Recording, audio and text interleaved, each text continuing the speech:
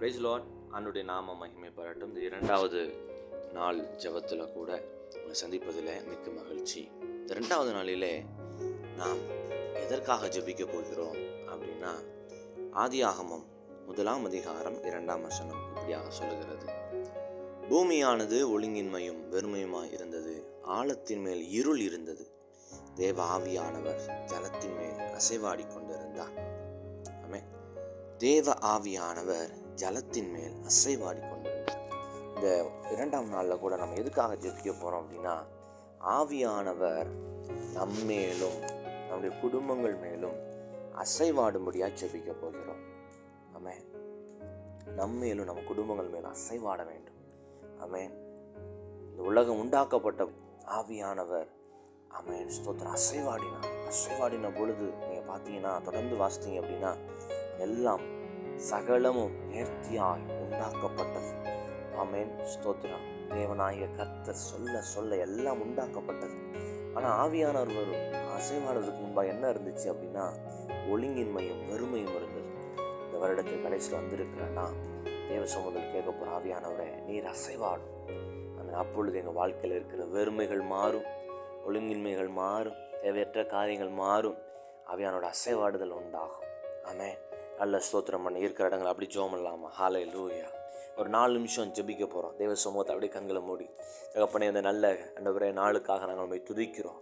ஆண்டவரே ஸ்தோத்திரம்ப்பா. அந்த 2வது நாள் ஜெபத்தில் கூட நம்ம நோக்கி பார்க்கிறோம். ஆண்டவரே கர்த்தாவே, எங்கள் வாழ்க்கையில் நீர் அசைவாடும். ஆவியானவரே நீர் அசைவாடும். ஆவியானவரே அசைவாடுங்கப்பா. எங்கள் தனிப்பட்ட வாழ்க்கையில் அசைவாடுங்க, எங்கள் குடும்பத்தில் அசைவாடுங்க, எங்களுடைய ஆண்டவரே ஊழியங்கள் அசைவாடுங்க, எங்கள் வேலை காரியங்கள் அசைவாடுங்கப்பா. பிள்ளைகள் வாழ்க்கையில் அசைவாடுங்க, கணவன் மேல் அசைவாடும், மனைவி மேல் அசைவாடும்.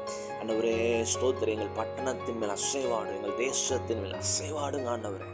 ஹல்லேலூயா. நல்ல ஸ்தோத்திரம் பண்ணி எப்படி ஜெபம் பண்ணுவோமா? ஹல்லேலூயா. எல்லா ஒழுங்கின்மைகள் மாறட்டும்பா, எல்லா குறைவுகள் மாறட்டும் ஆண்டவரே. ஹல்லேலூயா ஹல்லேலூயா. எல்லா குறைவுகளும் நிறைவாய் மாறட்டும், எல்லா குறைவுகள் நிறைவாய் மாறட்டும். வேதம் சொல்லுகிறது, பரிசுத்த ஆவியானவர் எங்கே உண்டோ ஆமென் அங்கே விடுதலை உண்டு. ஆமென். நிறைவானது வரும் பொழுது குறைவானது ஒளிந்து போகும். ஸ்தோத்திரம் பண்ணி ஜெபம் பண்ணுங்க பார்க்கலாம். ஆவியானவரே நீங்கள் வந்தா ஆண்டவரே எல்லாம் மாறுமப்பா, எல்லாம் மாறும் ஆண்டவரே. எல்லா ஆண்டவரே குறைவுகளும் மாறும் ஆண்டவரே, எல்லா குறைவுகளும் மாறும். ஸ்தோத்திரம் பண்ணி அப்படியே நல்லா ஜெபம் பண்ணுங்க. ஹல்லேலூயா. எல்லா குறைவுகளும் மாறட்டும். ஆவியானவரே நீங்கள் அசைவாடுங்கப்பா. சொல்லுங்கள், நீங்கள் அசைவாடுங்க ஆவியானவரே. ஆவியானவரை நீங்கள் அசைவாடுங்க. எங்கள் குடும்பத்தில் நீங்கள் அசைவாடுங்கப்பா. எங்கள் வாழ்க்கையில் அசைவாடுங்க ஆண்டவரே.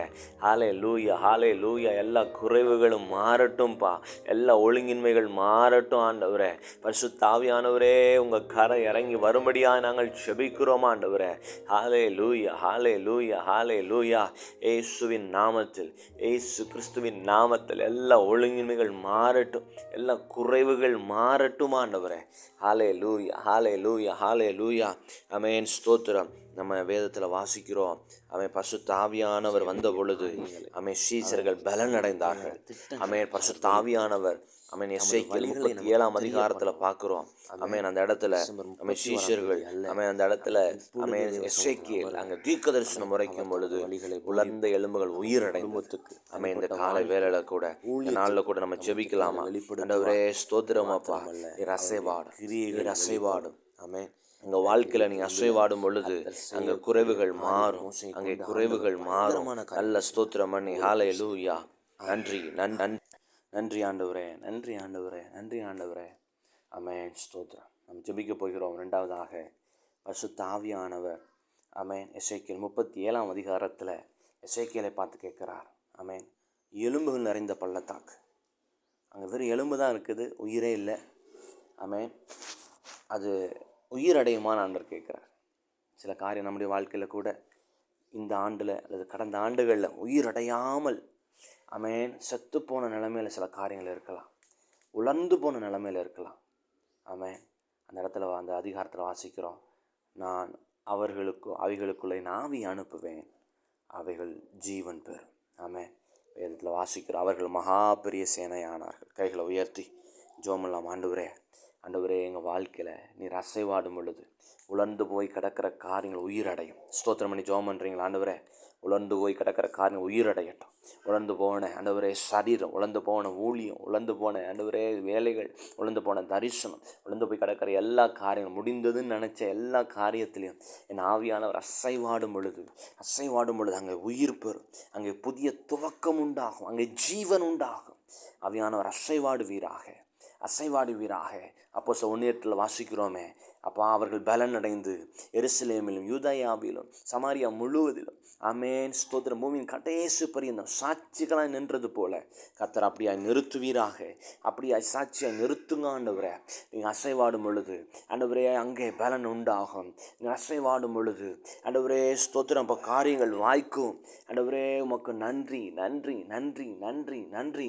தடைகள் மாறுகிறதற்காக ஸ்தோத்திரம் ஆண்டவரே. புது பலன் உண்டாகிறதற்காக நாங்கள் நன்றி செலுத்துகிறோம். உழந்து போன ஆண்டவரே வாழ்க்கைகளை கர்த்தர் உயிரடை செய்வதற்காக நன்றி நன்றி. இயேசுவின் நாமத்தில் பிதாவே, ஆமென்.